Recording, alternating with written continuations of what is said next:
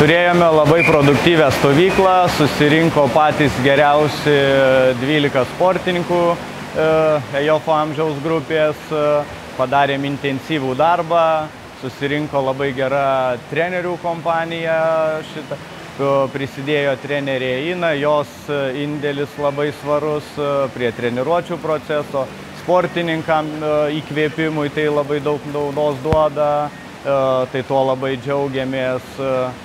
Patys stipriausi sportininkai dabar motyvuoti ruošiasi savo svarbiausiems startam, tai yra birželio mėnesį atrankos lango pabaigai ir taip pat kelioniai į Makedoniją.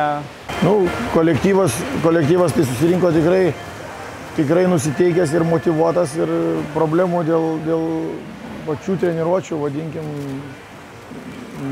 darbo treniruotės tikrai nebuvo.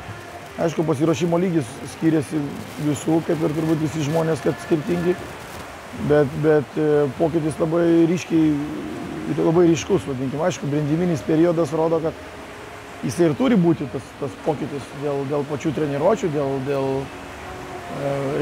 tobulėjimo kažkokių perspektyvų, bet galim pastebėti, kad per paskutinės šių pusmetį tai labai stiprų šuolį padarė bent jau šitie rinktinės nariai ir kandidatai, tai patobulėjo akivaizdžiai, vadinkim taip.